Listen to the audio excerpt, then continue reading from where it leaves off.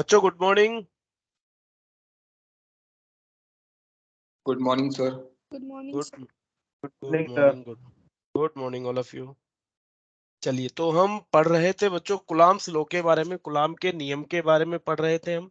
और कुलाम का नियम बेसिकली क्या चीज बताता है कि किन्हीं दो चार्जों के मध्य, किन्हीं भी दो चार्ज पार्टिकल जो एक दूसरे से r डिस्टेंस पे हैं, इनके बीच जो फोर्स ऑफ अट्रैक्शन या फोर्स ऑफ रिपल्शन होगा, इनके बीच में बेसिकली हम कहें जो इलेक्ट्रोस्टैटिक फोर्स होगा वो किसके बराबर होगा? ये होगा F इक्वल्स टू के Q1 Q2 बटा आर स्क्वायर। तो बेसिकली ये जो फोर्स होता है इलेक्ट्रोस्टैटिक फोर्स, ये चार्ज के प्रोडक्ट के डायरेक्टली प्रोपोर्शनल होता है और दूरी के स्क्वायर के इनवर्सली प्रोपोर्शनल होता है। तो यहीं से हमारा फॉर्मूला निकल के आता है F इक्वल्स टू के Q1 Q2 upon are square. बच्चों जो ये इलेक्ट्रोस्टैटिक फोर्स होता है, ये एक फंडामेंटल फोर्स है। आपने जब क्लास 11th में चार फंडामेंटल फोर्स पढ़े होंगे, एक ग्रेविटेशनल फोर्स, एक electrostatic force, weak nuclear force और स्ट्रॉन्ग न्यूक्लियर फोर्स। तो उनमें से ये भी एक फंडामेंटल फोर्स है। प्रॉपर्टीज अगर आप ग्रेविटेशनल फोर्स की और इसकी प्रॉपर्टीज देखेंगे तो काफी चीजें आपको सिमिलर मिलेंगी, काफी चीजें डिसिमिलर मिलेंगी। ठीक है, तो हम उन्हीं की चर्चा कर रहे थे, क्या क्या चीज एक समान है और क्या क्या चीज एक दूसरे से विपरीत है। ये हमारा मेन फॉर्मूला हो जाएगा इलेक्ट्रोस्टैटिक फोर्स के लिए। हम पढ़ रहे थे बच्चों कि ये एक सेंट्रल फोर्स है, ये इनवर्स स्क्वायर लॉ को फॉलो करता है। तो ये जो दोनों प्रॉपर्टी है सेंट्रल फोर्स का मतलब क्या हो गया कि दो चार्ज पार्टिकलों को जोड़ने वाली लाइन के अलोंग ही ये कार्यरत होता है, उनके अलोंग ही ये वर्क करता है। इनवर्स स्क्वायर लॉ को फॉलो करता है, मतलब दूरी के डिस्टेंस के स्क्वायर के इनवर्सली प्रोपोर्शनल होता है। फर्दर अगर स्ट्रेंथ की बात करें, किसके साथ? ग्रेविटेशनल फोर्स के साथ अगर हम इसकी स्ट्रेंथ की बात करें तो इलेक्ट्रोस्टैटिक फोर्स की स्ट्रेंथ बहुत ज्यादा होती है ग्रेविटेशनल फोर्स के कंपैरिजन में। एक और डिफरेंस, जो इलेक्ट्रोस्टैटिक फोर्स होता है वो मीडियम डिपेंडेंट होता है। अगर हम सराउंडिंग मीडियम को चेंज करेंगे तो किन्हीं भी दो चार्ज पार्टिकल के बीच में जो इलेक्ट्रोस्टैटिक फोर्स होगा वो भी चेंज होगा, वो भी बदलेगा बच्चों।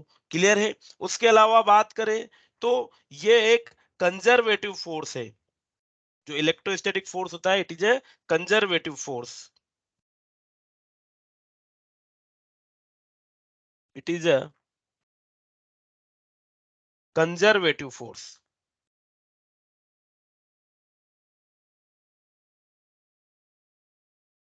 कंजर्वेटिव फोर्स से क्या मतलब होता है बच्चों कि अगर इस फोर्स के द्वारा किसी सर्कुलर पाथ पे या एक राउंड ट्रिप में जो काम किया जाता है, जो वर्क डन किया जाता है, वो हमेशा जीरो होता है। क्योंकि वर्क डन क्या होगा, एक सर्कुलर ट्रिप में जो डिस्प्लेसमेंट होता है वो जीरो होता है, और डिस्प्लेसमेंट जीरो तो वर्क डन भी यहाँ पे जीरो हो जाएगा। तो it is a conservative force. ठीक है बच्चों, उसके अलावा यहाँ पे क्या हो रहा है, न्यूटन का जो तीसरा नियम है, क्या कहता है न्यूटन का third law? Every action has equal and opposite reaction. तो यहाँ पे अगर आप देखोगे तो ये एक एक्शन रिएक्शन पेयर फॉलो बना रहे हैं, एक्शन रिएक्शन पेयर बना रहे हैं, क्योंकि चार्ज Q1 ने चार्ज Q2 पे फोर्स लगाया और Q2 ने Q1 पे फोर्स लगाया। तो अगर एक को एक्शन बोलेंगे तो दूसरा इसका रिएक्शन हो जाएगा। तो जो इलेक्ट्रोस्टैटिक फोर्स है या ग्रेविटेशनल फोर्स भी होता है, ये क्या करते हैं हमेशा एक्शन रिएक्शन पेयर फॉर्म करते हैं। The force is an action reaction pair,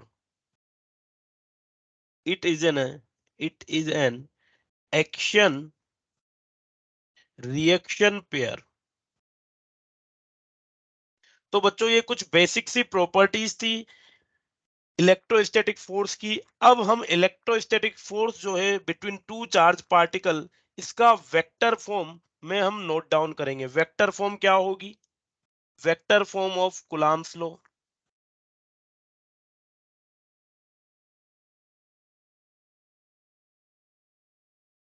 बच्चों अभी हमने एक जनरल फॉर्म लिखी थी ऊपर कूलम्ब्स लॉ के लिए। अगर आपसे एग्जाम में पूछा जाए डिफाइन द कूलम्ब्स लॉ, तो आपको सिंपली ये कर देना है। बट अगर वो आपसे कहे कि वेक्टर फॉर्म में करें तो वेक्टर फॉर्म के लिए आपको इस तरीके से बनाना पड़ेगा, वेक्टर की फॉर्म में फोर्सेस को शो करना पड़ेगा। ठीक है जी, देखिए क्या होता है बच्चों। मान लीजिए ये दो चार्ज पार्टिकल हैं।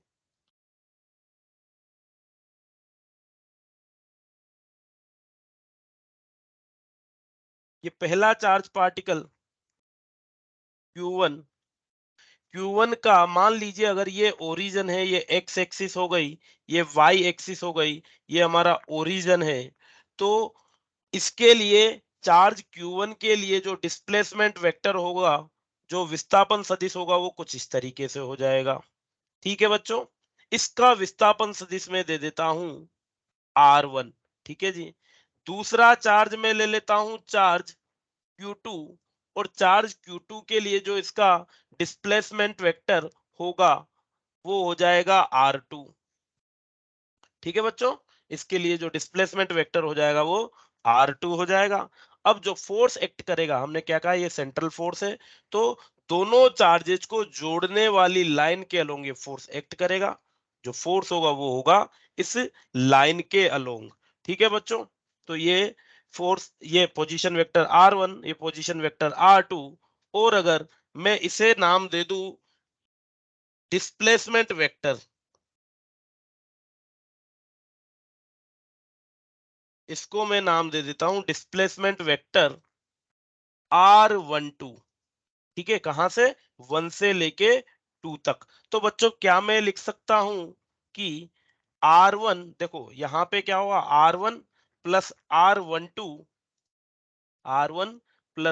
R12 बराबर R2, और यहां से R12 का वैल्यू आ जाएगी R2 माइनस R1। क्या आ जाएगी, R12 की वैल्यू आ जाएगी यहाँ से R2 minus R1।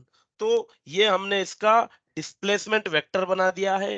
Displacement vector क्या बताएगा बच्चों, दोनों वेक्टर, दोनों जो चार्जेज है, चार्जेज Q1 और Q2, इनके बीच की डिस्प्लेसमेंट वेक्टर हो गया। अब अगर हम बात करें फोर्स 1-2, फोर्स 1-2 क्या बताएगा, force on 1 due to force on, देखो यहाँ पे जो पहला होता है उस पे फोर्स, और जो दूसरा भाग होता है वो देता है जिसके द्वारा लगाया गया है फोर्स। तो इसको हम क्या पढ़ेंगे, force on charge Q1 due to charge Q2। क्या पढ़ेंगे इसे, force on Q1 due to Q2। ठीक है, सिमिलरली इसे क्या पढ़ेंगे बच्चों, बताइए, F21 को,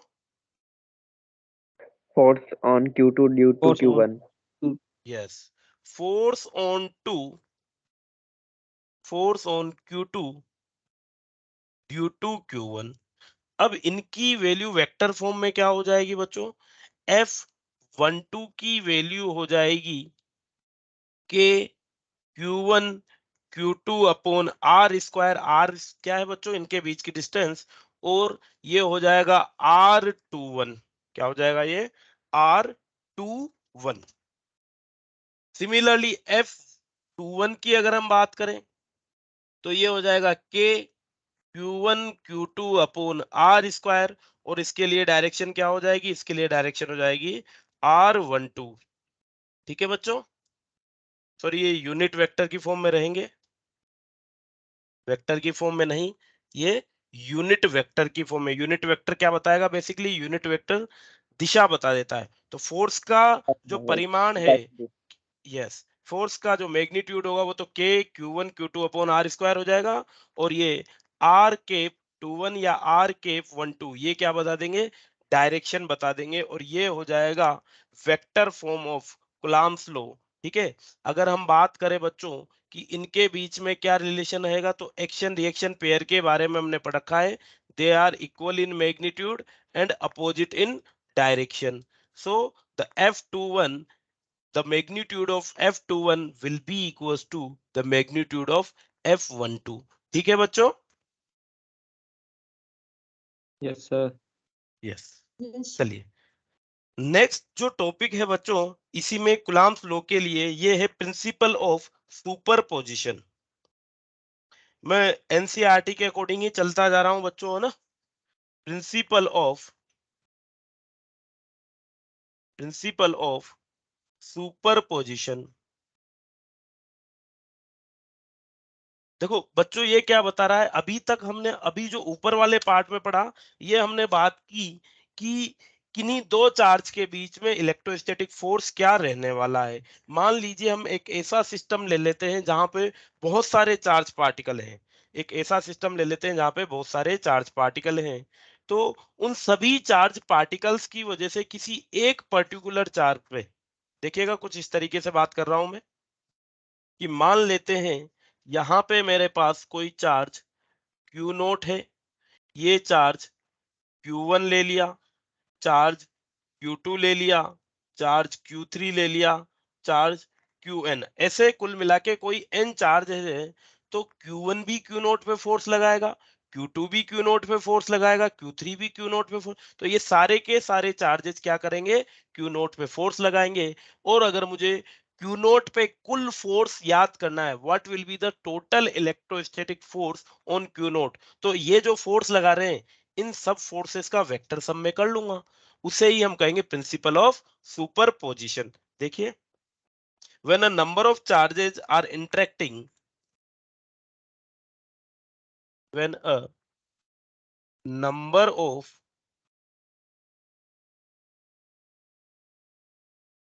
charges are interacting,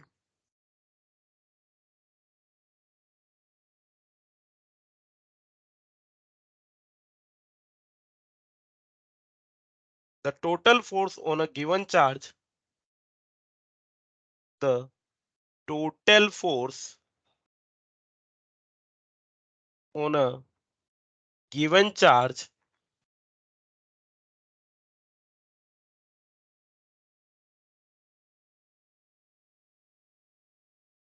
is vector sum of force, vector sum of force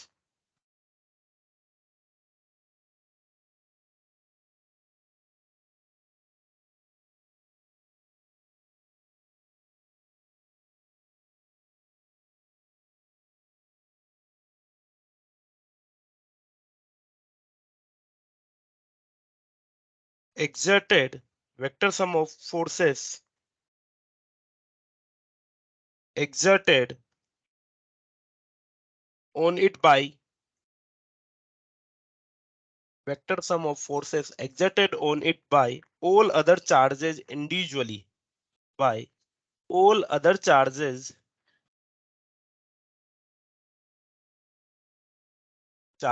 individually।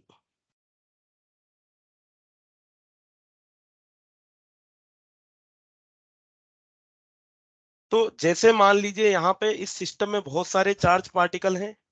ये इन सभी चार्ज पार्टिकल की वजह से कोई एक टेस्ट चार्ज पार्टिकल पे, जैसे मान लीजिए क्यू नोट पे अगर मैं बात करता हूँ, क्यू नोट पे नोट फोर्स कितना हो जाएगा, तो हर एक चार्ज पार्टिकल की वजह से लगाए हुए फोर्स का अगर मैं सम कर देता हूँ, वेक्टर सम, तो मुझे क्या हो जाए, मिल जाएगा, नेट फोर्स मिल जाएगा बच्चों। ठीक है, तो मैं इनको कनेक्ट कर देता हूँ ताकि इनके बीच की जो डिस्टेंस है वो मुझे मिल जाएगी कुछ इस तरीके से।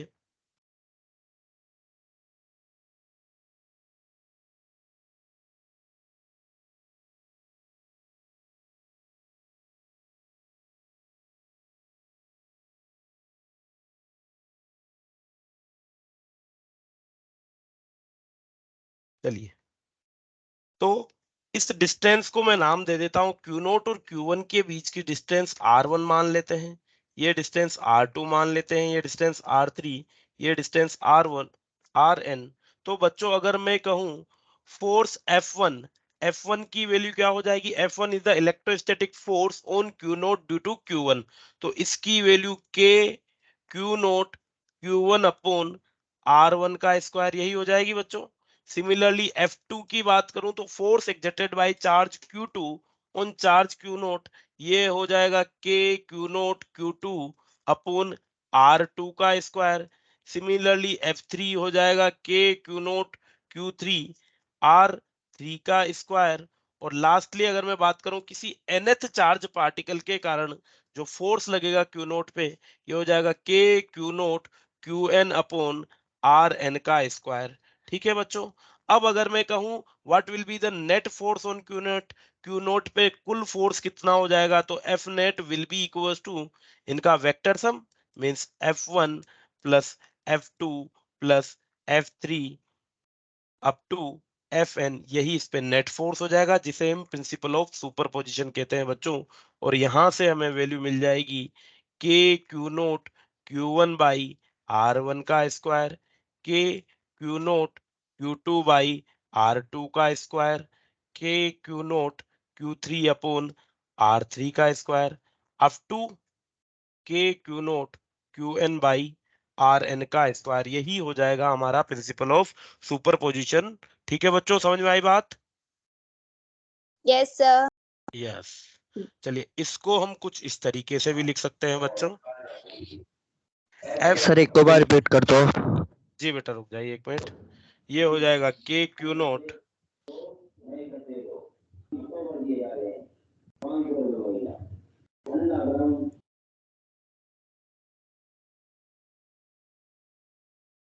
सबमिशन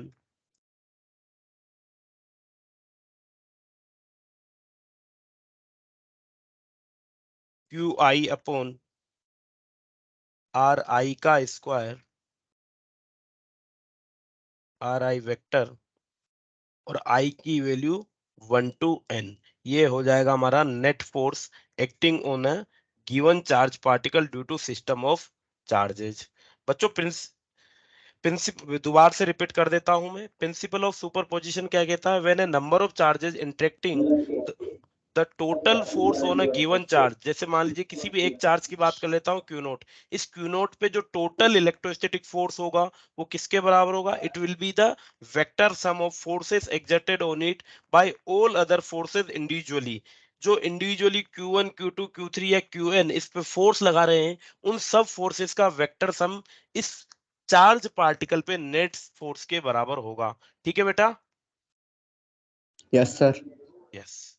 चलिए नेक्स्ट, यहाँ पे अब हमने दो चार्ज, एक ऐसा सिस्टम जिसमें दो चार्ज हैं या एक ऐसा सिस्टम जहाँ पे मल्टीपल चार्जेस हैं, उनकी वजह से फोर्स निकालना सीख लिया है। इसके कुछ क्वेश्चंस हम सोल्व कर लेते हैं, अच्छे क्वेश्चन देखिएगा बच्चों। सर हाँ बोलिए बेटा। सर इक्विलिब्रियम अभी तक नहीं पढ़ा ना? इक्विलिब्रियम पढ़ेंगे बेटा, इसके बाद पढ़ेंगे। पहले हम इलेक्ट्रोस्टैटिक फोर्स के कुछ क्वेश्चंस कर लें, फिर इक्विलिब्रियम पे आएंगे, बिल्कुल ठीक है। Yes sir. चलिए, तो क्वेश्चन देखिए बच्चों। If the distance between two charge particle is doubled, distance को क्या कर दिया? If the distance between two charged particles, if the distance between two charged particles is doubled,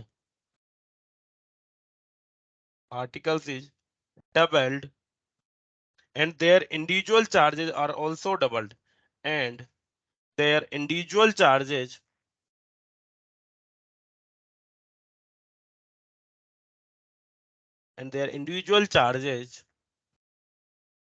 are also doubled,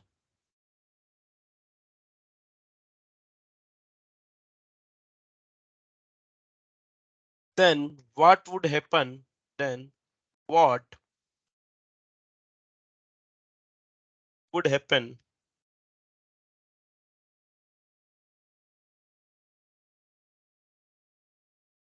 what would happen to force between them? Same रहेगा sir. Same रहेगा। Very good. Yes sir. Sir Hindi में बता देना एक बार question. क्या बोल रहे बेटा? सोल्व करेंगे, कोई सर दिक्कत हिंदी में बता देना एक बार क्वेश्चन। बिल्कुल बेटा। हमें दिया हुआ है कि दो आवेशों के मध्य दूरी को अगर डबल कर दिया जाए, दोगुना कर दिया जाए, और उनके प्रत्येक के आवेश को भी दोगुना कर दिया जाए, दूरी को डबल कर दिया और आवेशों को भी दोगुना कर दिया जाए, तो उनके मध्य जो बल लग रहा है उसमें क्या अंतर आएगा? ठीक है, समझ में आ गई बात? Yes sir. चलिए सोल्व कर लेते हैं सर बच्चों। कुछ नहीं होगा। जो कुछ नहीं होगा। चलिए, तो जो बल है, वही रहेगा सर। इलेक्ट्रोस्टैटिक फोर्स, ये दिया गया है हमें के Q1 Q2 बाई आर का स्क्वायर। मान लीजिए नया बल जो है वो F डैश है, ये किसके बराबर हो जाएगा? नया आवेश है 2Q1 2Q2 बटा दूरी को जब हमने डबल कर दिया तो दूरी हो जाएगी 2R का स्क्वायर। तो ये हो जाएगा बच्चों 4 के Q1 Q2 बटा 4 आर स्क्वायर, 4 से 4 कट गया तो हमारे पास बच गया के Q1 Q2 by are square. हम लिख सकते हैं एफ डैश बराबर एफ। इसका मतलब जो बल है इनके मध्य ये समान रहेगा। ठीक है बच्चों? Yes sir. यस। चलिए एक दूसरा क्वेश्चन देखिए फिर।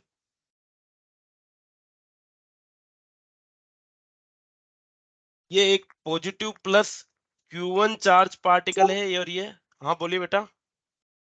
सर स्क्रीन नीचे करना। स्क्रीन ऊपर करें। ठीक है बेटा? हाँ सर। ठीक है। चलिए ये एक plus Q1 fix charge particle है। ठीक है। और यहां से इससे किसी r दूरी पे एक माइनस Q2 आवेश है। ठीक है, ये प्लस का Q1 है, ये तो फिक्स है, और ये माइनस Q2 ये मूवेबल है। ठीक है। अब ये क्या कर रहा है बच्चों,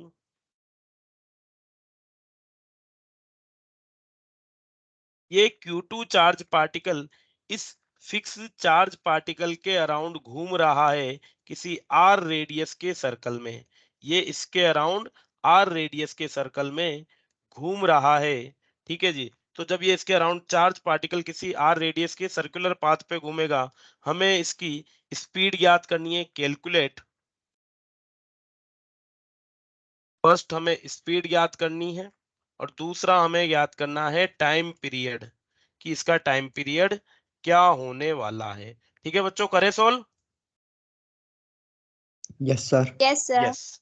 हिंदी में बता देता हूं मैं कि ये एक धनात्मक आवेश है Q1 और ये एक ऋणात्मक आवेश है Q2। धनात्मक आवेश स्थिर है, ऋणात्मक आवेश इस फिक्स आवेश के चारों ओर इस वृत्तीय पथ पे घूम रहा है। ठीक है जी। तो हमें इसका वेग ज्ञात करना है, इसका आवर्तकाल ज्ञात करना है। चलिए सबसे पहले अगर बात करें तो इस नेगेटिव चार्ज पे माइनस Q पे एक इलेक्ट्रोस्टैटिक फोर्स लग रहा होगा इसकी तरफ, अंदर की तरफ, Fe। यस और नो बच्चों? यस और सर। ये, लग रहा है यस, सही। यस। यस, जो ये इलेक्ट्रोस्टैटिक फोर्स है इसका जो मैग्नीट्यूड होगा, परिमाण होगा, वो हो जाएगा के Q1 Q2 बटा आर का स्क्वायर। ठीक है बच्चों? अब ये जो इस पे इलेक्ट्रोस्टैटिक फोर्स लग रहा है, ये इलेक्ट्रोस्टैटिक फोर्स इस चार्ज पार्टिकल को क्या करेगा, इसके अराउंड एक सर्कुलर पाथ पे घुमाएगा। और कोई भी पार्टिकल जब सर्कुलर पाथ पे घूमता है तो हमें एक फोर्स की जरूरत होती है, और वो फोर्स किसके बराबर होता है, अभिकेंद्रीय बल सेंट्रीपिटल फोर्स के बराबर होता है। तो यहाँ पे अभिकेंद्रीय बल का कारक कौन होगा, अभिकेंद्रीय बल का कारक होगा ये इलेक्ट्रोस्टैटिक फोर्स, जिसे हम कहते हैं, क्या होता है बच्चों अभी केंद्रीय बल, m into M AC, mv square by r के बराबर होता है। AC क्या होगा, अभी सेंट्रीपिटल एक्सेलरेशन हो जाएगा, centripetal acceleration v square by r होता है। तो यहां से हम लिख सकते हैं k Q1 Q2 by r square will be equals to mv square upon r। और इसको अगर हम सोल्व करेंगे तो यहां से हमें v का मान क्या मिलने वाला है, देखो v का मान मिल जाएगा k Q1 Q2 upon mr के बराबर। बोलो बच्चों, क्लियर है बात? वेलोसिटी यस हमें मिल सर। जाएगी √ K1 Q2 अपॉन mr के बराबर। चलिए टाइम पीरियड निकालना है कि इसका आवर्तकाल क्या हो जाएगा। आवर्तकाल के लिए अगर हम बात करें बच्चों तो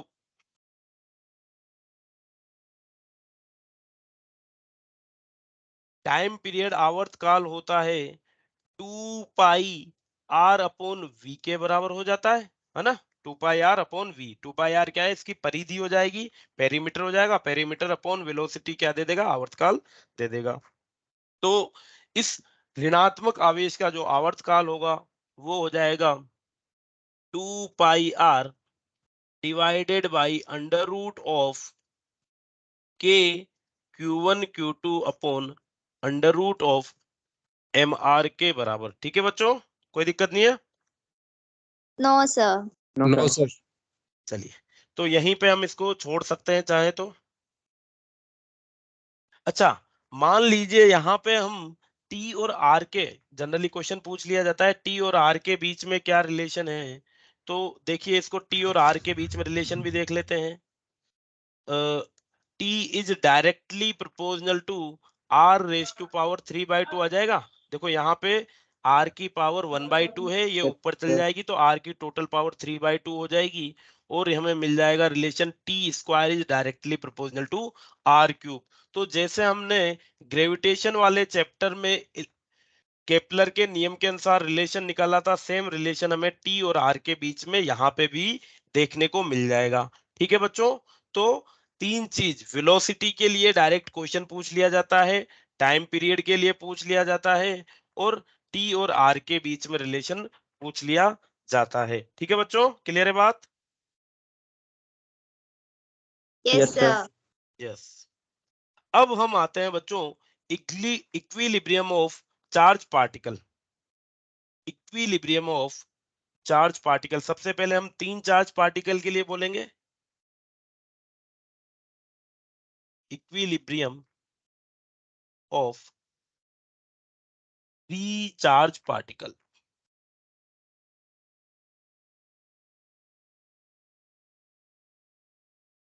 बच्चों इक्विलिब्रियम शब्द से क्या मतलब है, साम्य अवस्था शब्द से क्या मतलब है? इसका मतलब है कि मान लीजिए एक सिस्टम में तीन चार्ज पार्टिकल है, तो मैं किसी भी पार्टिकल को अगर देखूं, तो उस पे कुल बल नेट फोर्स 0 होना चाहिए। अगर वो नेट फोर्स 0 होगा तो वो क्या हो जाएगा, वो पार्टिकल इक्विलिब्रियम में आ जाएगा। ठीक है, तो हमें क्या करना है कि किसी भी सिस्टम में तीन या चार चार्ज पार्टिकल हैं तो उनमें इक्विलिब्रियम कंडीशन बनानी है। और इक्विलिब्रियम कंडीशन कब बनेगी, जब उस सिस्टम के किसी भी चार्ज पार्टिकल पे नेट फोर्स 0 हो। ठीक है बच्चों, समझ में आ गई बात? Yes, Yes, sir. sir. Net force 0 करना है हमें। जैसे मान लीजिए ये दो चार्ज पार्टिकल है, थ्री चार्ज पार्टिकल सिस्टम की बात कर रहा हूं, तो इसमें जो पहला हम लेते हैं, ये एग्जांपल ले लेते हैं कि ये एक Q1 चार्ज है, ये Q2 चार्ज है, ये एक दूसरे से किसी r डिस्टेंस पे हैं, दोनों एक दूसरे से r डिस्टेंस पे हैं और हमें एक थर्ड चार्ज पार्टिकल रखना है बच्चों इनके बीच में। इनके बीच में एक थर्ड चार्ज पार्टिकल रखना है, स्मॉल q। मान लीजिए यहाँ पे मैंने एक स्मॉल q चार्ज रख दिया। स्मॉल q चार्ज का चार्ज कितना होना चाहिए, ये जो पार्टिकल है इसका मैग्नीट्यूड ऑफ चार्ज क्या होना चाहिए और इसकी डिस्टेंस क्या होना चाहिए कि ये पूरा का पूरा सिस्टम क्या रहे बच्चों, इक्विलिब्रियम की कंडीशन में रहे। ठीक है, पूरा का पूरा सिस्टम इक्विलिब्रियम की कंडीशन में रहे। ठीक है, समझ में आ गई बात, क्या करना चाह रहे हैं हम? दो चार्जेज है Yes, sir. Q1 Yes, Q2 sir. R distance पे, थर्ड चार्ज इनके बीच में रख दिया। इस तरीके से रखना है कि पूरा का पूरा सिस्टम इक्विलिब्रियम की कंडीशन पे हो। ठीक है बच्चों, चलिए मान लेते हैं जो हमने Q चार्ज रखा है ये यहाँ से x डिस्टेंस पे रखा है। ठीक है जी, x डिस्टेंस पे रखा। अगर मैं बात करूं कैपिटल Q1 को, तो कैपिटल Q1 और कैपिटल Q2 बच्चों ये दोनों तो सेम नेचर के हैं, दोनों मान लेते हैं पॉजिटिव चार्ज के हैं।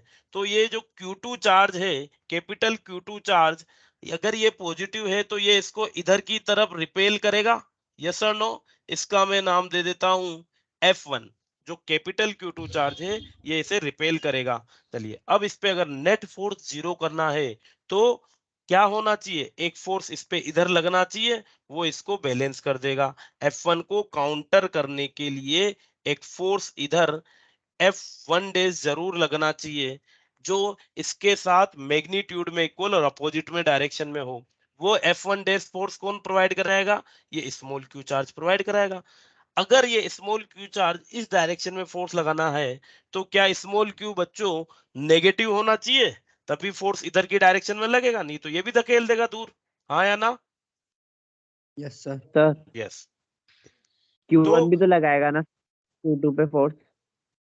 बेटा मैं क्या कह रहा हूं, बिल्कुल लगाएगा। Q1 इस स्मॉल q पे भी लगाएगा और Q2 पे भी लगाएगा। फिलहाल हम किसके लिए बात करें, हम केवल Q1 के लिए बात करें तो Q1 पे कौन कौन फोर्स लगा रहा है। जब हम Q2 की बात करेंगे तो Q2 के लिए भी ये Q भी लगाएगा और ये Q1 भी लगाएगा। फिलहाल हम बस केवल Q1 की बात करें तो Q1 पे कौन कौन फोर्स लगा रहा है। ठीक है, यस सर। यस।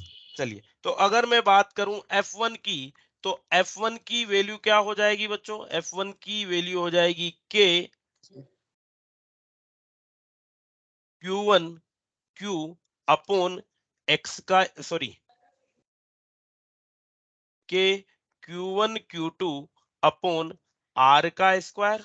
और R। F1 डेज की बात करें तो ये हो जाएगा K capital Q Q naught या small Q Q small Q upon X का स्क्वायर। ठीक है एक्स। बच्चों, तो एक इक्वेशन तो हमें मिल जाएगी यहां से। ठीक है, या फिर हम यस बात सर। करें, चलिए, चाहे हम इसको पहले x की, एक मिनट रुक जाइए, मान लीजिए पहले हम x की वैल्यू फाइंड आउट करना चाह रहे हैं बच्चों। ठीक है, तो मैं क्या करता हूँ, थोड़ा सा चेंज कर देता हूँ और मैं फोर्स की बात करूंगा किस पे? इस बीच वाले पार्टिकल पे। इसको हमने अज्यूम कर लिया कि ये नेगेटिव चार्ज पार्टिकल है। स्मॉल q क्या है? Small q is negative charge particle. और Q1 Q2 are positive charge particle. बेटा म्यूट कर लीजिए आप। तो ये नेगेटिव चार्ज को Q1 भी अट्रैक्ट करेगा और Q2 भी अट्रैक्ट करेगा, दोनों अट्रैक्ट करेंगे। इसके लिए फोर्स F1 बोल देता हूं, इसके लिए फोर्स F2 बोल देता हूं। ये डिस्टेंस अगर मैंने x मानी हुई है तो ये डिस्टेंस कितनी हो जाएगी बच्चों? ये डिस्टेंस r माइनस एक्स हो जाएगी। जो स्मॉल q चार्ज अगर Q1 से x डिस्टेंस पे है तो Q2 से r माइनस एक्स डिस्टेंस पे हो जाएगा। और अगर q चार्ज इक्विलिब्रियम में है तो मैं क्या लिख सकता हूं? F1 का magnitude should be equals to F2 का मैग्नीट्यूड, तभी इस पे नेट फोर्स 0 होने वाला है। चलिए, अब F1 के लिए वैल्यू की बात करूं तो F1 के लिए वैल्यू हो जाएगी K Q1 Q upon X का स्क्वायर। ठीक है जी। अगर मैं बात करूं इसके लिए तो ये हो जाएगा K Q2 Q upon R minus x का स्क्वायर। ठीक है बच्चों, दोनों फोर्स को इक्वेट कर दिया हमने। यहां से अगर हम सोल्व करेंगे तो डिस्टेंस के लिए हमें वैल्यू मिल जाएगी, एक्स के लिए एक एक्सप्रेशन मिल जाएगा। देखो, के और क्यू से के और क्यू कैंसिल आउट हो जाएगा, तो ये क्या बचेगा बच्चों? ये बचेगा R minus X upon X का square will be equals to Q2 by Q1। किसके बराबर हो जाएगा ये? Q2 बाई Q1 के बराबर हो जाएगा। और यहां से बच्चों इसको सोल्व करेंगे, मैं डायरेक्ट लिख देता हूं, आप चाहो तो सोल्व कर लेना। ये हो जाएगा x will be equals to under root of Q1 upon under root of Q1 plus under root of Q2 multiplied by R। ठीक है, ये हो जाएगा चार्ज Q1 से पार्टिकल की डिस्टेंस किसके लिए? इक्विलिब्रियम के लिए। अगर मान लीजिए मैं इस वाली डिस्टेंस को y नाम दे देता हूं कि चार्ज Q2 से स्मॉल q की डिस्टेंस क्या होगी, तो इस फॉर्मूले को मैं वापस एज इट इज कैसे लिखूंगा? y की वैल्यू क्या हो जाएगी बच्चों? y की वैल्यू हो जाएगी under root of Q2 upon under root Q1 plus under root Q2 y, sorry r। ठीक है बच्चों, ये हो जाएगी सर। इस चार्ज की Q2 से डिस्टेंस। ठीक है, तो डायरेक्ट ये फॉर्मूले याद रखे जा सकते हैं कभी कभार अगर न्यूमेरिकल दिया है तो। ठीक है, ये हो जाएगी इक्विलिब्रियम के लिए कंडीशन। फर्दर अगर हम बात करें चार्ज के लिए, तो कि चार्ज की वैल्यू क्या होनी चाहिए, तो बच्चों जो चार्ज की वैल्यू होनी चाहिए इक्विलिब्रियम के लिए, उसके लिए क्या हो जाएगा? Q की वैल्यू हो जाएगी हमारे पास minus of K Q1 Q2 upon under root of Q1 plus under root of Q2 का होल स्क्वायर। डायरेक्ट याद रख सकते हैं बच्चों। ठीक है, तो ये डिस्टेंस की वैल्यू आ गई और ये चार्ज की वैल्यू हमें मिल जाएगी यहाँ पे इन इक्वेशंस को सोल्व करके। ठीक है,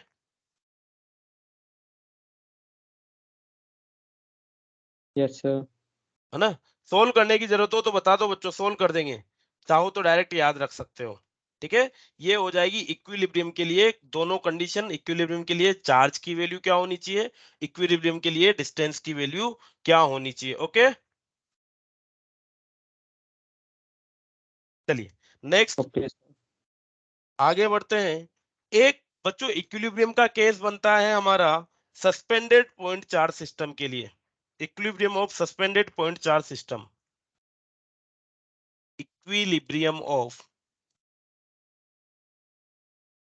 सस्पेंडेड पॉइंट चार्ज सिस्टम।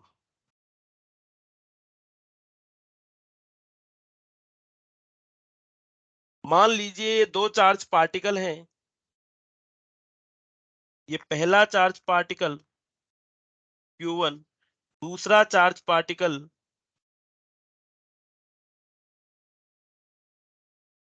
चलिए दोनों को फिलहाल मैं इनिशियली सेम चार्ज पार्टिकल मान लेता हूं Q और Q।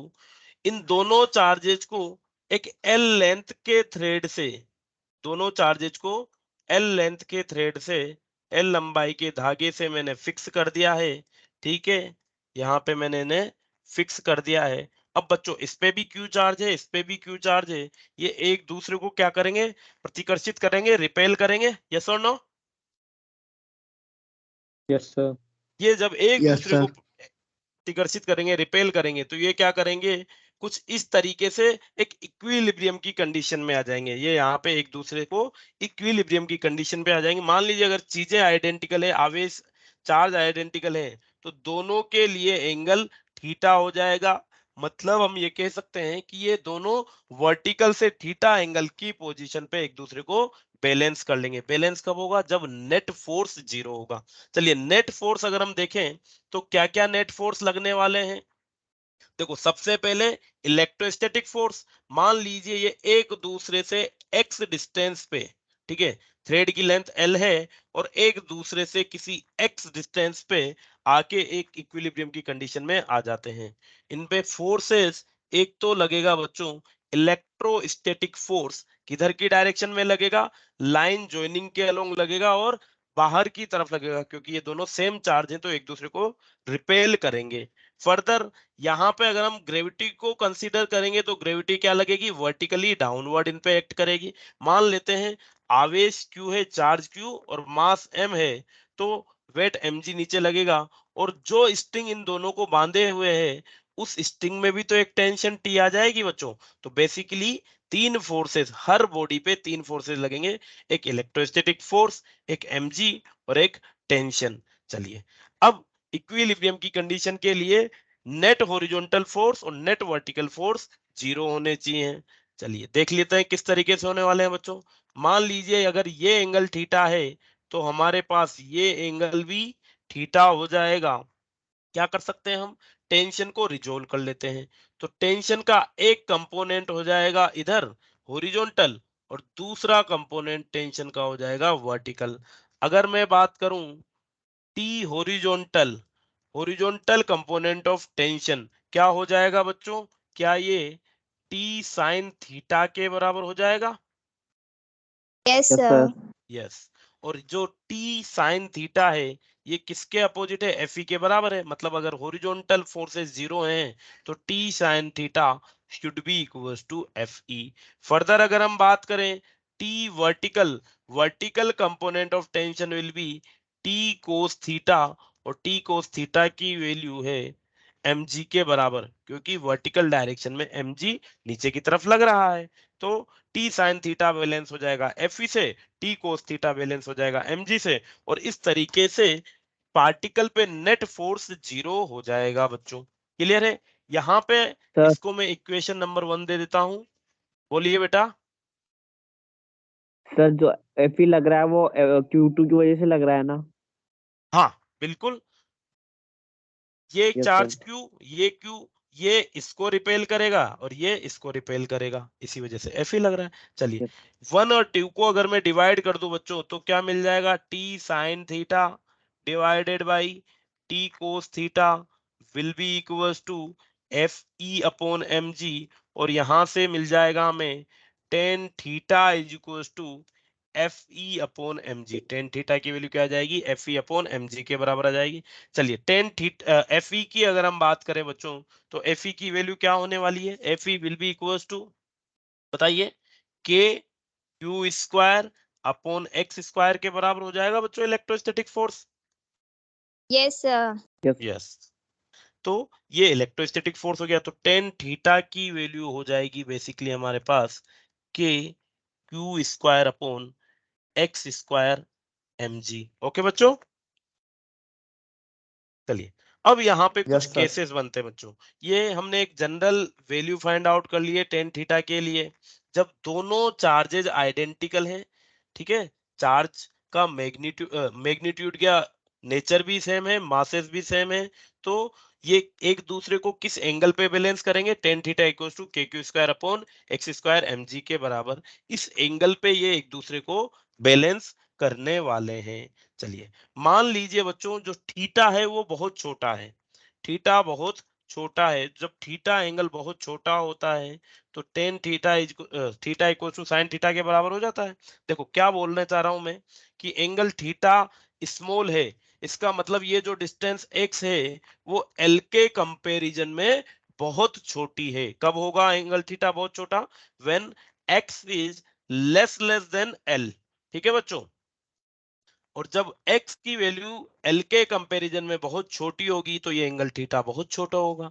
एंगल थीटा छोटा होगा तो ये किसके बराबर होगा, साइन थीटा के बराबर होगा। और इवन साइन थीटा किसके बराबर हो जाएगा, टेन थीटा के बराबर। तो कब होगा ये, जब x की वैल्यू बहुत छोटी हो l के कंपैरिजन में, उस केस में टेन थीटा बच्चों साइन थीटा के बराबर हो जाएगा। और अगर इसे हम सेम यहाँ पे स्पेशल केस लिख लेते हैं, जब थीटा स्मॉल हो तो इसको हम लिखने वाले हैं अब sine theta will be equal to, sine theta क्या होता है बेटा, परपेंडिकुलर अपॉन हाइपोटेनस। तो इस ट्रायंगल में जब ये एंगल थीटा है तो ये परपेंडिकुलर हो जाएगा x/2, ये यहां से लेके यहां तक का परपेंडिकुलर हो जाएगा x/2, और l हो जाएगा hypotenuse. So the perpendicular upon hypotenuse will be equal to x/2 upon l, ये हो जाएगा x अपॉन 2l, जो कि टेन थीटा के भी इक्वल होने वाला है। So we can write x upon 2l will be equals to K Q square upon X square mg। Yes और नो बच्चों, लिख सकते हैं?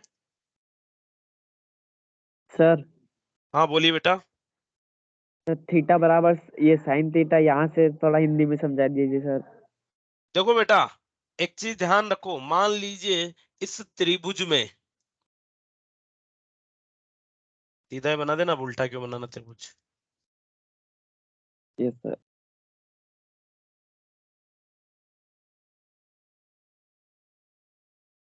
चलिए ये आधार हो गया बेटो बच्चों, आधार यस बेस, सर। ये लंब, और ये हाइपोटेनस। हाँ, ठीक है, अब अगर मान लीजिए कि ये जो कोण है ये बहुत छोटा कोण हो, अगर ये कोण बहुत, देखो साइन थीटा का मान क्या होता है, साइन थीटा का जो वो आता है वो कुछ इस तरीके से आता है, ग्राफ आता है नहीं आता बच्चों, साइन थीटा का यस ग्राफ सर, इस ऐसे तरीके आता से। तो जैसे जैसे थीटा की वैल्यू बढ़ती है, जैसे जैसे थीटा की वैल्यू बढ़ती है आपकी साइन थीटा की वैल्यू भी बढ़ती है। परंतु जब एंगल थीटा बहुत छोटा होता है, एंगल थीटा बहुत छोटा होता है, तो थीटा की जो वैल्यू होती है लगभग लगभग वही वैल्यू साइन थीटा की भी हमें मिलती है।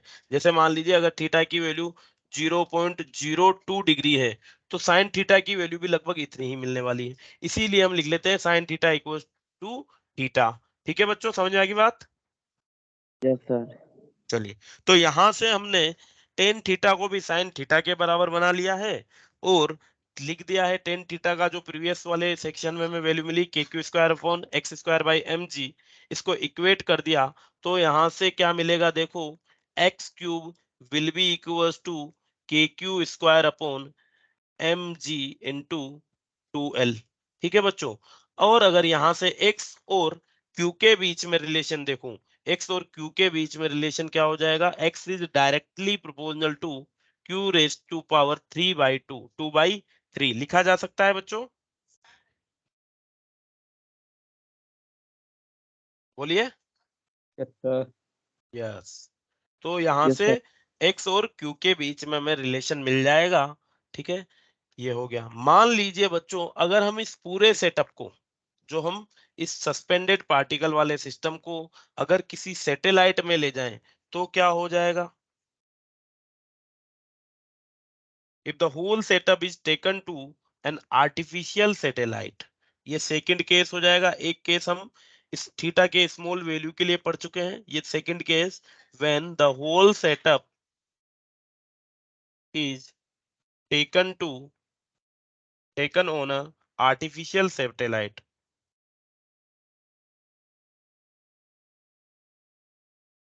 Whole setup is taken on an artificial satellite.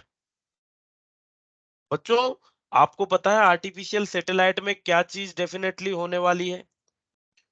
वहां पे जो नेट ग्रेविटेशनल फोर्स है या जो जी की वैल्यू होती है वो 0 हो जाती है।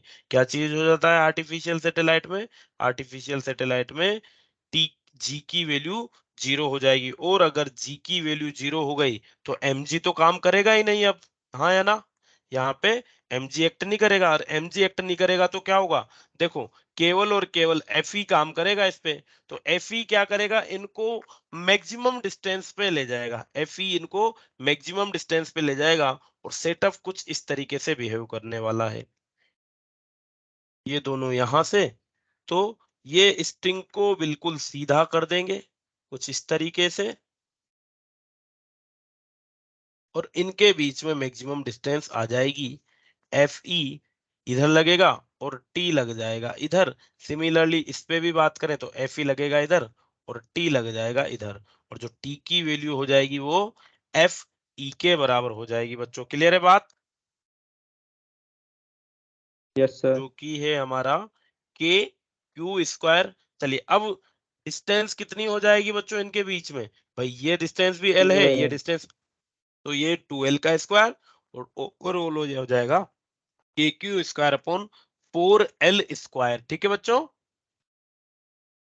Yes sir. यस, कर लीजिए नोट।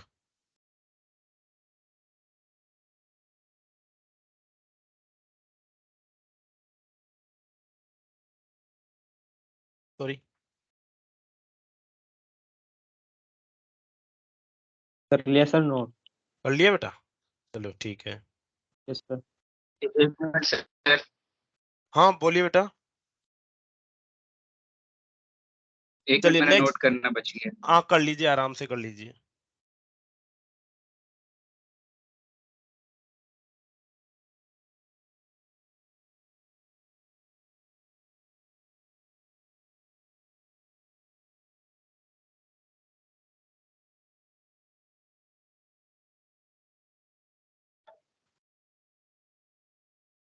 सर हाँ बोलिए बेटा।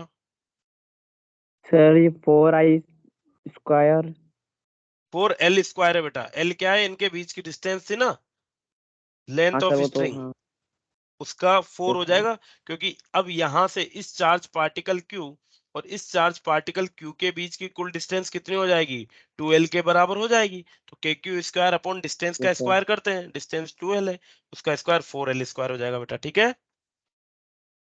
Yes sir. सर ये वाला सैटेलाइट वाला ये फिर से समझा दीजिए सर एक बार।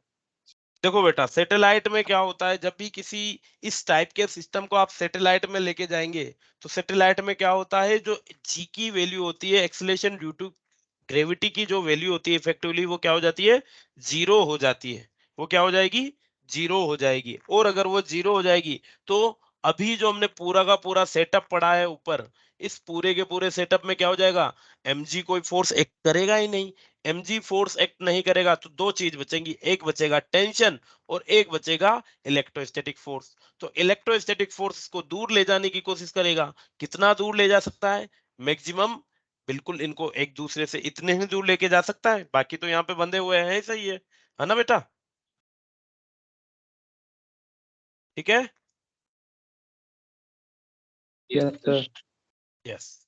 चलिए नेक्स्ट हमारा एक क्वेश्चन करते हैं जहां पे मान लीजिए 4 चार्ज पार्टिकल हैं। अब हम बात करेंगे given find the resultant force on Q.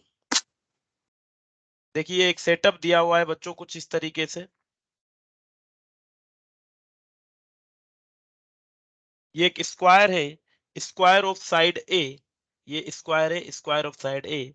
यहाँ पे कैपिटल क्यू चार्ज है प्लस का, यहाँ पे कैपिटल क्यू चार्ज है प्लस का, यहाँ पे स्मॉल क्यू चार्ज है, और यहाँ पे भी स्मॉल क्यू चार्ज है।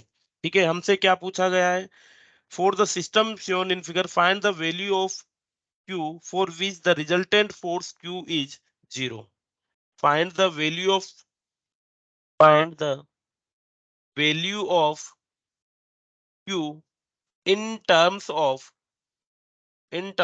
capital Q, so that the net force on Q is 0। तो किसी भी एक चार्ज पार्टी को लेकर ले लेता हूं, इसको ले लूं चाहे इसको ले लूं, Q की क्या वैल्यू होनी चाहिए स्मॉल q की, कि स्मॉल q पे नेट फोर्स 0 हो। चलिए देखिएगा बच्चों क्या कहना चाहता है क्वेश्चन और किस तरीके से हम इसको सोल्व करते हैं।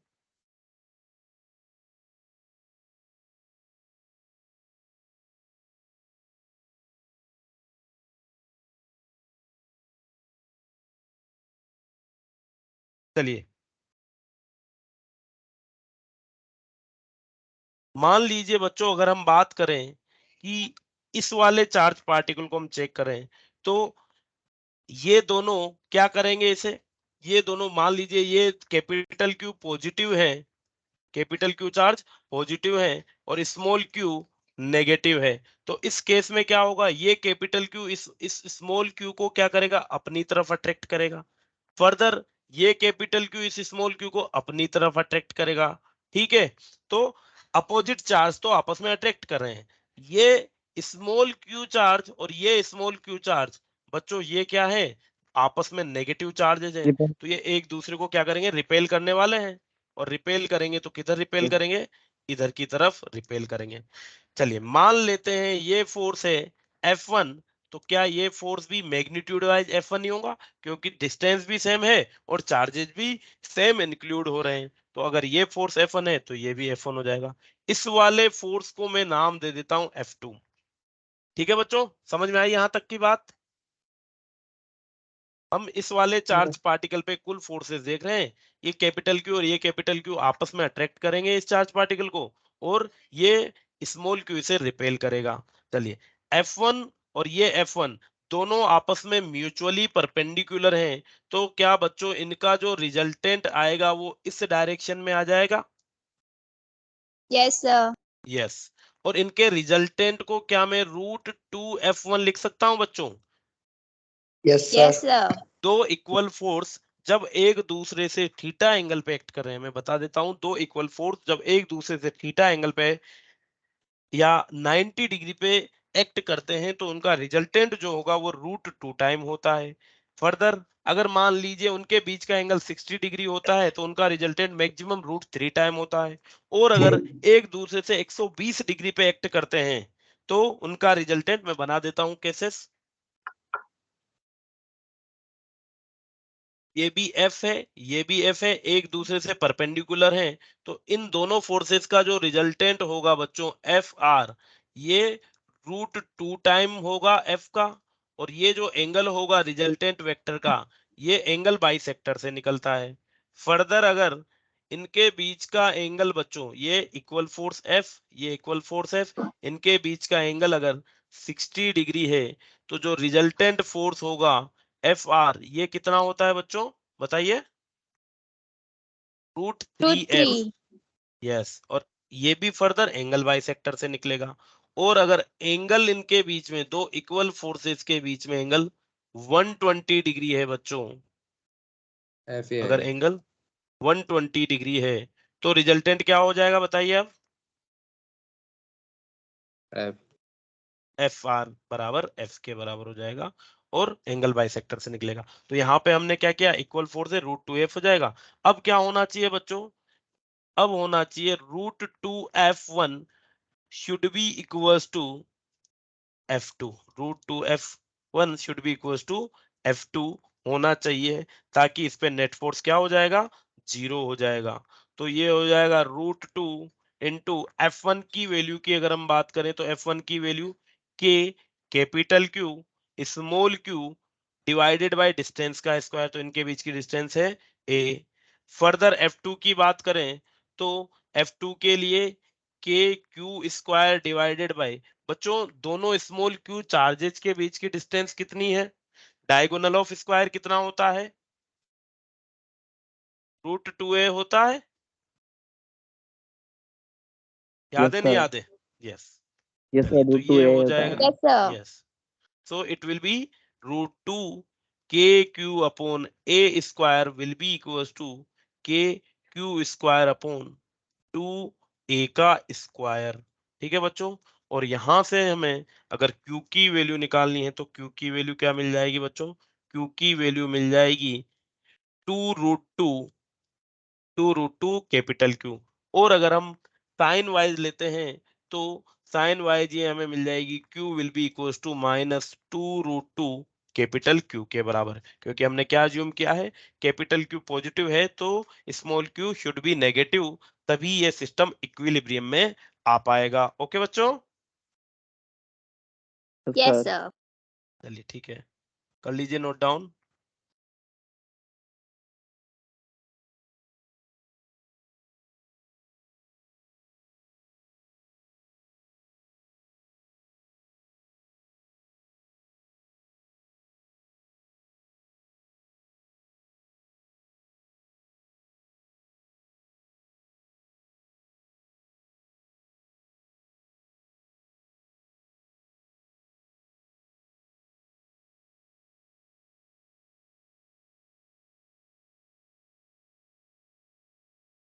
चलिए नेक्स्ट जो इंपॉर्टेंट टॉपिक आता है बच्चों कूलॉम्स लॉ और उसके इक्विलिब्रियम कंडीशन के बाद, वो आता है इलेक्ट्रिक फील्ड। इलेक्ट्रिक फील्ड, तो इलेक्ट्रिक फील्ड बेसिकली क्या होता है? हमने बात की थी कोई भी चार्ज पार्टिकल जो रेस्ट पे होता है वो एक इलेक्ट्रिक फील्ड प्रोड्यूस करता है, की थी बच्चों शुरू में बात हमने यहाँ पे। Yes, sir. यस, कोई भी चार्ज पार्टिकल जो रेस्ट कंडीशन में होता है वो एक इलेक्ट्रिक फील्ड को प्रोड्यूस करता है। चलिए, तो इलेक्ट्रिक फील्ड बेसिकली क्या होता है बच्चों, कि जब भी कोई चार्ज पार्टिकल होता है, कोई चार्ज पार्टिकल के अराउंड एक ऐसा रीजन बन जाता है, किसी भी चार्ज पार्टिकल के अराउंड एक ऐसा रीजन बन जाता है, उस रीजन में अगर कोई मैं एक्सटर्नल चार्ज पार्टिकल को लाता हूं तो वो इलेक्ट्रिक इफेक्ट को एक्सपीरियंस करेगा। उस चार्ज पार्टिकल के रीजन में कोई दूसरा चार्ज पार्टिकल एक इलेक्ट्रिकल इफेक्ट एक्सपीरियंस करता है, और इस रीजन को ही हम क्या कहेंगे, इलेक्ट्रिक फील्ड कहेंगे। ठीक है, डेफिनेशन हम कहें तो it is a region around a charge particle, it is a region, it is the region around, it is a region around a charge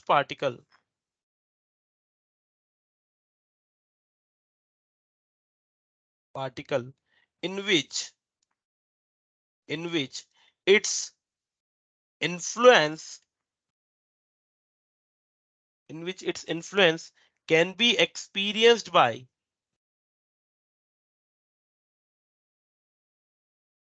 in which its influence can be experienced by another charge particle।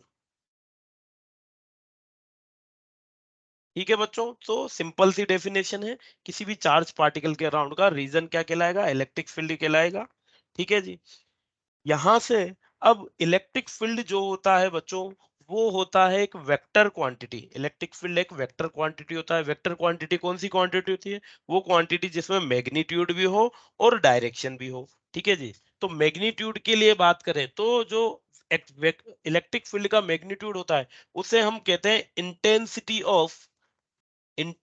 Of electric field. भाई किसी भी region में अगर electric field है तो उस electric field की कुछ न कुछ इंटेंसिटी होगी, बेसिकली कुछ न कुछ मैग्नीट्यूड होगा और कुछ न कुछ डायरेक्शन होगी। तो सबसे पहले हम बात करते हैं मैग्नीट्यूड की, जिसे हम क्या कहेंगे, intensity of electric field.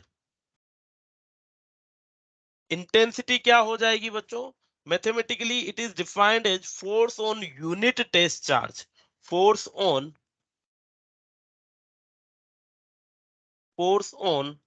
Unit test charge, या फोर्स पर यूनिट चार्ज भी हम कह सकते हैं। Electric field intensity will be the force per unit charge, force on unit test charge.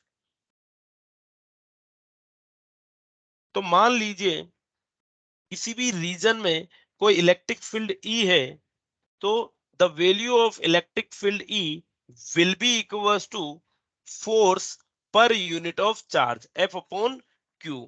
Basically अगर हम बात करें इस चार्ज पार्टिकल की, तो Q should be very small, Q should be tends to 0, और इसे बेसिकली हम लिख देंगे E equals to limit Q naught tends to 0 F upon Q naught. इस तरीके से हमारी किसी भी रीजन में इलेक्ट्रिक फील्ड की इंटेंसिटी दी जाएगी फोर्स पर यूनिट चार्ज के द्वारा। ठीक है बच्चों?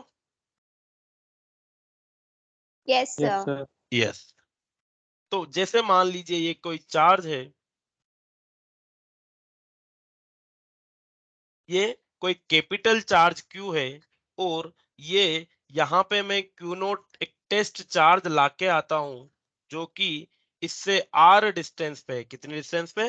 R डिस्टेंस पे। तो बच्चों सबसे पहले मैं बात करूं फोर्स की, कि Q नोट चार्ज पार्टिकल पे ये कैपिटल Q चार्ज कितना इलेक्ट्रोस्टैटिक फोर्स लगाने वाला है? ये लगाएगा K capital Q small q upon R square के बराबर। ठीक है, हम बात कर रहे हैं कि इलेक्ट्रिक फील्ड क्या होगा इस कैपिटल Q चार्ज से इस पोजीशन पे R डिस्टेंस पे इससे कितना इलेक्ट्रिक फील्ड होगा, तो it is F upon Q note, और ये हो जाएगा Q note by R square upon Q note. Q note से Q नोट कैंसिल आउट हो जाएगा, तो ये आ जाएगा KQ अपॉन R स्क्वायर। तो this much amount of electric field will be available hair. चलिए इसको अगर हम डायरेक्शन वाइज बात करें, तो क्या डायरेक्शन होगी? अगर ये एक पॉजिटिव टेस्ट चार्ज पार्टिकल है, तो इसके लिए डायरेक्शन हो जाएगी आर कैप के बराबर। मतलब जो इस टेस्ट चार्ज पार्टिकल का पोजीशन वेक्टर होगा, उसी डायरेक्शन में इस पॉइंट पे इलेक्ट्रिक फील्ड होगा, इस डायरेक्शन में कुछ इस तरीके से। ठीक है बच्चों? ठीक है, समझ में आई बात? Yes, sir. Yes, sir. चलिए, अब बेसिकली हमारे पास दो टाइप के चार्ज पार्टिकल होते हैं, एक पॉजिटिव चार्ज पार्टिकल और एक नेगेटिव चार्ज पार्टिकल। तो बच्चों पॉजिटिव चार्ज पार्टिकल की वजह से जो इलेक्ट्रिक फील्ड होता है वो हमेशा चार्ज से दूर होता है, और नेगेटिव चार्ज पार्टिकल से जो इलेक्ट्रिक फील्ड होता है वो हमेशा चार्ज की तरफ होता है। चलिए इसे हम कल कंटिन्यू करेंगे। ठीक है, Yes, Thank you, sir. sir. Okay sir. चलिए थैंक यू बच्चों। Sir notes Thank you, sir. Notes Thank you, भेजना। sir. Thank you, note sir. Send कर दूंगा बच्चों आज मैं ना, इस पे नोटिफिकेशन चैनल पे मिल जाएंगे। ठीक है।